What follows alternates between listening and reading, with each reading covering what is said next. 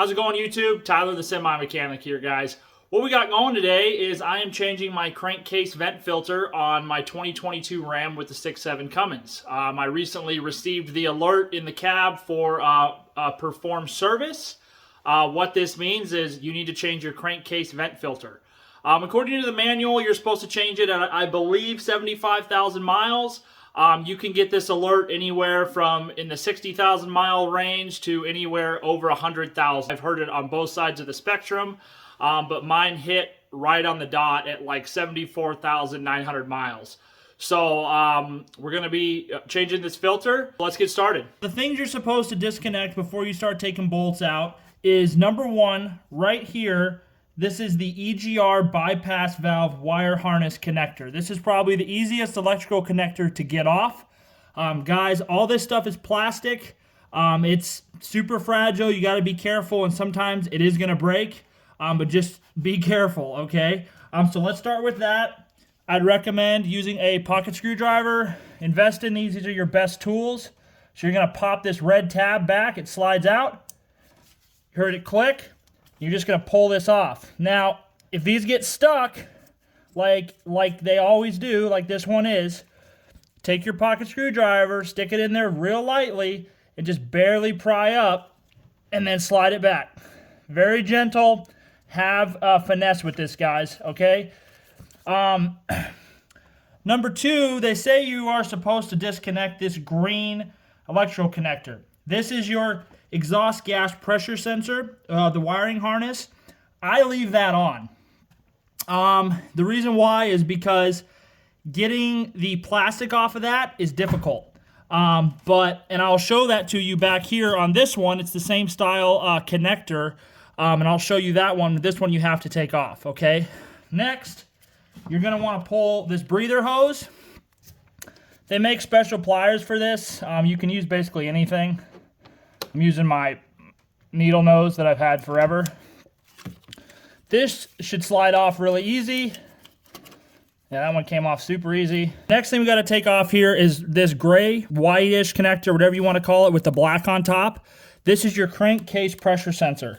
Okay, so to do this, guys, you have to pick up the back of this plastic cover. This black thing is just a cover. It's a lock inside of a lock inside of a lock. It's stupid.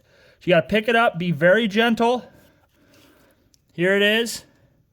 Put this where you won't lose it. These ones are very tricky. So after you get that black cover off, now this is where stuff is probably going to break, if it's going to break. You have to push this red tab on the left side here. This red tab has to go towards the passenger side of the vehicle. Now, you can try to put a pocket screwdriver in between and pry. Probably not going to work. You can push on this side to push it through. That's usually what I do. If it breaks, it breaks. You can always zip tie connectors back on. But just be gentle and finesse. Now, you're going to want to push lightly with increased pressure. You want to push on the strong part where the support is.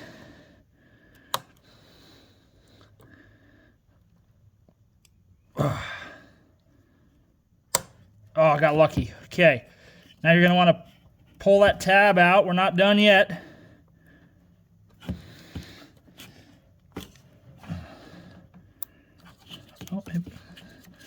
So you can tell you're not done because if you can't push this down by hand, it means that tab's still got to go. I absolutely despise this part. That's another reason why I didn't want to take off that green electrical connector. It's identical to this. Okay, you can also pull out the entire tab like I just did. Just don't drop it in the engine like I almost did. You can do that. You just got to feed it back in. Now we got to push this down. Give it some finesse. Oh, that one came off easy. So now, so I don't forget to put that in or lose it, I'm going to slide this back in. Just like that. That is how far it's supposed to actually come out. I've found it better to just pull them with pliers and hope you don't drop them. Guys, you can always zip tie electrical connectors if you have to. So if you break the plastic, it's not the end of the world. As long as it makes contact, you can zip tie them down. So don't worry if you break them. What you're going to want to do, your wiring harness is sitting on top of the bolts you got to take out. You can use anything really to get them off. I like to use 45-degree pliers. I got these from Harbor Freight.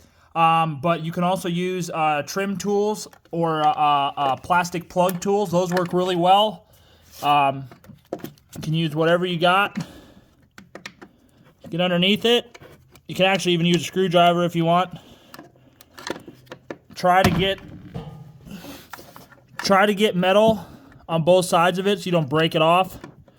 You want to give it as much support as possible, pulling it off. There we go, I got underneath it. Okay, got that one off. We got one more on the passenger side. There we go. Next step is we have to take off the cover here. So we got to take this cover off. So I like to pull my dipstick out with all your other parts. So I'm going to start by taking off this cover. These bolts are all 8mm.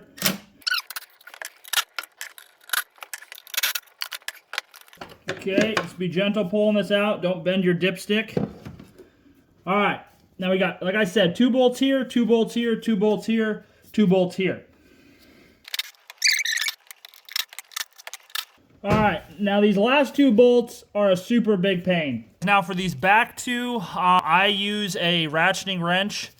The basic Cobalt one I have works just fine.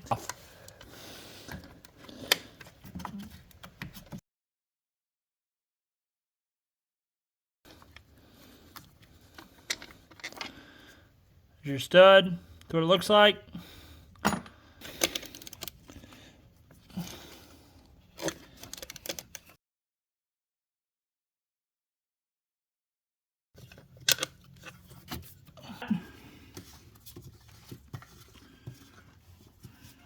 We're just going to slide this off.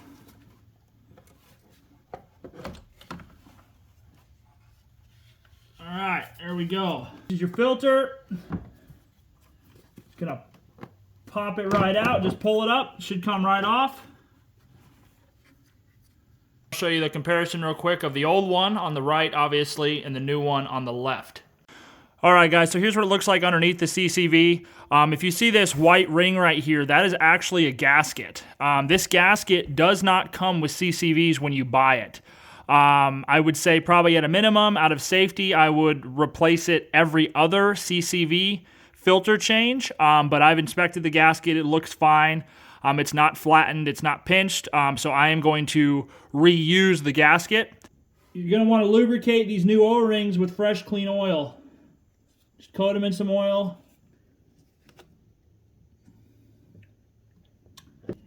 Okay, now I'm just going to push it down. I'm going to take a little bit more clean engine oil. I forgot about the O-ring on top. There's an O-ring here as well. Totally forgot about it. Right here.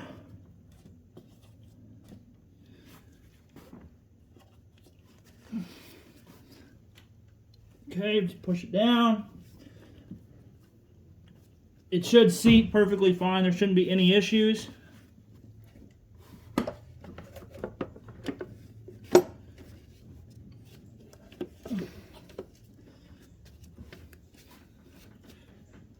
Okay. Especially since you're picking up bolts, guys, make sure you cover your holes. Okay, I didn't secure it. I just wanted that hole covered so there's no chance I can drop a bolt in that hole. Now we're going to start our bolts. You got these 2 annoying ones in the back. Make sure you always start your bolts, guys, by hand. Don't ever just stick them on a tool and send them in. So now to put these bolts back in, the torque on them is 89 inch-pounds. So there's 12 inch-pounds for every foot-pound. So there is this is about a 7.5 foot-pounds worth of torque. 89 inch-pounds is nothing. It is very, very light, so be gentle with this. Don't run these in hard. I don't have my torque wrench that goes that low with me. It's at work. For this, go very gentle because it's hardly any torque on these bolts. Now they say do not use power tools or an impact. I always use power tools. Just be gentle when you use power tools. Okay, that's the way that I'm going to leave it at that. Let's go ahead and put these in very lightly.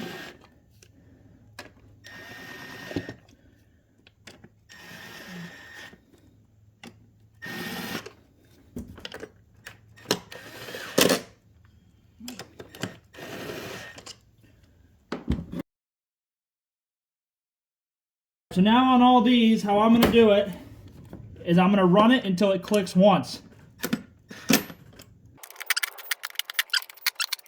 Do the same thing that I did the wrench. I'm just going to give it a quarter turn. Oh yeah, that's actually better.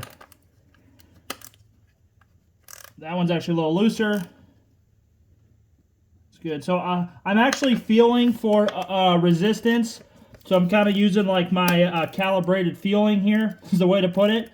So as you can see, like even though I ran them down to one click, it doesn't mean they're all the same. So I'm doing this off of feel because I know what I did the other ones to.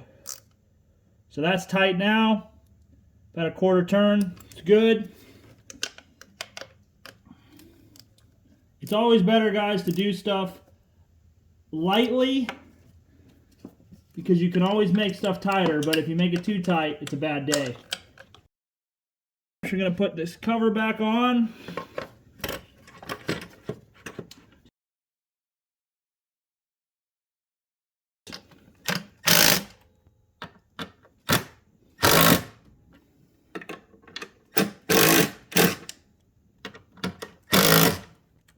Okay, that's done. Now we got to put all the rest of this stuff back on. All right, guys, now we're going to throw this electrical connector back on. I've already installed the harness on the bolts in the back. You heard it click. We'll engage the lock. It's locked. Now we'll put on the stupid cover. Put it back like that. And then just push it down. It's like a double safety. Next, we're going to hook up this electrical connector. It's in. Lock it with the red tab.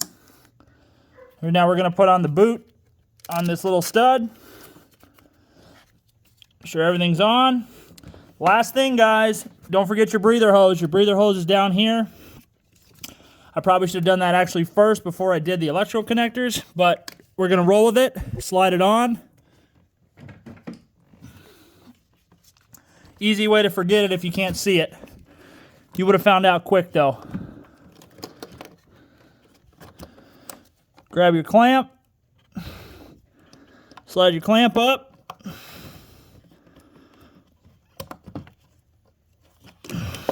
Last step, guys, put your dipstick back in.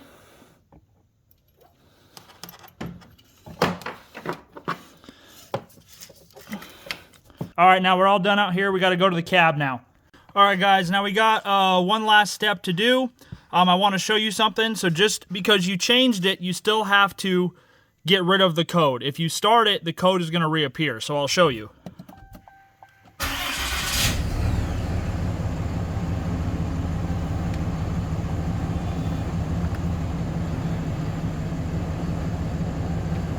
So you see that, guys? The perform service still showed up. This is how you get rid of the perform service. You're going to go to the on position with your ignition. So press the button twice and don't hold the brake pedal. Once. Twice. We got the Christmas tree. That means you're on. Okay, next you're going to depress and release the brake pedal 2 times. 1, 2. Third, you're going to fully depress and release the accelerator pedal slowly 2 times within 10 seconds. So all the way down, all the way up, all the way down, all the way up. Turn it off. All right, guys, now after you shut it off, go ahead and fire the truck back up and the perform service light should not come back on. Guys, that's going to sum it up. We got the perform service light to go away. The CCV's changed. Everything went good. Guys, if for some reason the reset procedure does not work to get rid of the perform service light, repeat the process, and if it doesn't go away, it probably means there's another issue.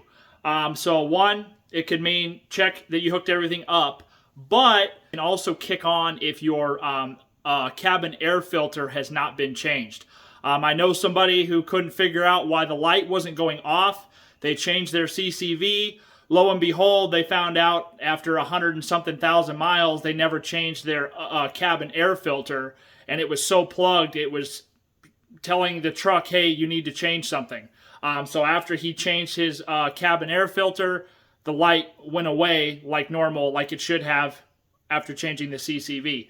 So little side note there for you guys of something that you may encounter. Very, very unlikely, but in case if that happens. Now, guys, that's going to sum it up. Hope you guys enjoyed the video. If you guys have any comments or questions, please don't hesitate to throw them in the comments section. If you enjoyed this video, please shoot me a like and a subscribe. And stay tuned for more content. Thank you.